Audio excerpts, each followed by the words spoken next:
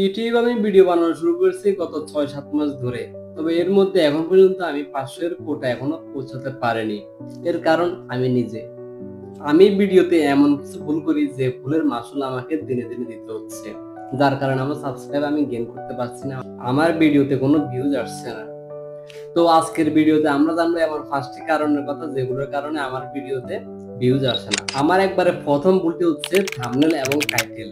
টাইটেলটি যদিও আমি লিখতে পারি তবে থাম্বনেল আমি ডিজাইন করতে পারি না, কারণ আমি কোনো প্রফেশনাল ডিজাইনার নয়। যার কারণে আমি থাম্বনেলের সাথে টাইটেলের কোনো সংযোগ রাখতে পারি না। এর ফলে কি হয় যে আসলে অডিয়েন্সকে আমি আমার থাম্বনেলের প্রতি আকর্ষিত করতে পারি না। এরপরে দ্বিতীয় কারণটি হচ্ছে আমার ভয়েস। জি, আমি আসলে আপনাদেরকে যে ভয়েসটা দিচ্ছি এটি হচ্ছে একটি বদ্ধ ঘরে, যার কারণে অনেক বেশি ইকো সৃষ্টি করে। এখন পর্যন্ত আমি আমার রুমে কোনো সাউন্ড ট্রিটমেন্ট করিনি। এর ফলে আমার অডিওটা বারবার ইকো সৃষ্টি করে। ফলে শুনতেও অতটা ভালো লাগে না। ভিডিওর কোয়ালিটি খারাপ হলেও মানুষ দেখবে। যেখানে আমার অডিও আউটপুটই খারাপ সেখানে তো দর্শক থাকার কোনো প্রশ্নই আসে না। কিন্তু আপনারা চিন্তা করবেন না, ইনশাআল্লাহ আমি ডে বাই ডে উন্নতি করার চেষ্টা করতেছি। আমি আমার অডিও, ভিডিও, থাম্বনেল, টাইটেল সবকিছু ইনশাআল্লাহ আস্তে, আস্তে উন্নতি করব, ইমপ্রুভ করব। আমার মতে আমার ভিডিও খারাপ হওয়ার পিছনে তৃতীয় কারণটি হচ্ছে ভিডিও এডিটিং। আমি কোনো প্রফেশনাল এডিটিংও জানি না যে আসলে নিজের ভিডিও নিজে এডিট করব। তো তবুও যে টুকটাক আমি এই ভিডিও জানি ওইটা দিয়ে করতেছি, যার কারণে কোনো অ্যানিমেশন নাই, কোনো সাউন্ড এফেক্টস নাই। এর ফলে দেখতে ভিডিওটা একটু বোরিং লাগে। ফলে এটাও আমার কাছে ভিডিওতে ভিউজ না আসার অন্যতম কারণ বলে মনে হচ্ছে।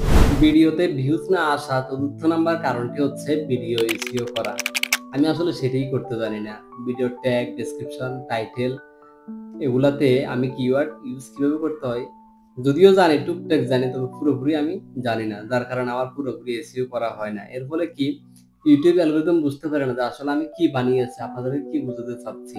যার কারণে ওইরকম অডিয়েন্সের কাছে এটি টার্গেট করে শো করা হয় না। আমি আসলে বুঝতে পারছি যে ইউটিউবে আমাকে আসলে আরো বেশি ক্লাস করতে হবে। এসইও নিয়ে আমাকে আরো বেশি রিসার্চ করতে হবে। তাহলে ডে বাই ডে ইমপ্রুভ করা পসিবল। ভিডিওতে বেশি ভিউজ আসার অন্যতম কারণ হচ্ছে রেগুলারিটি, নিয়মিত ভিডিও আপলোড করা।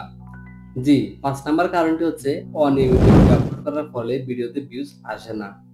যেমনটা দেখতে পাচ্ছেন যে আমার এর আগের ভিডিওটি ১৪ দিন আগে আপলোড করা, কিন্তু আমি আজকে ভিডিও বানাচ্ছি।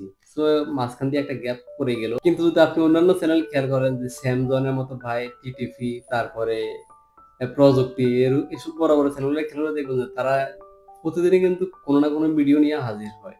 যার কারণে ওদের ভিডিওতে ভিউজ আসে, অডিয়েন্স বেশি থাকে। তাই আমাকে আরো রেগুলারিটি নিয়ে ভিডিও বানাতে হবে। সপ্তাহে অন্তত ২ থেকে ৩ টি ভিডিও আপলোড দিলে ভালো হবে। আর তা না হলে কিন্তু ইউটিউব আমাকে সিরিয়াস কন্টেন্ট ক্রিয়েটর ভাববে না। তো কেমন ছিল আজকের ভিডিওটি তা জানাতে ভুলবেন না। অনেকদিন পরে আসলাম। সবাই ক্ষমা সুন্দর দৃষ্টিতে দেখবেন। আল্লাহ হাফেজ।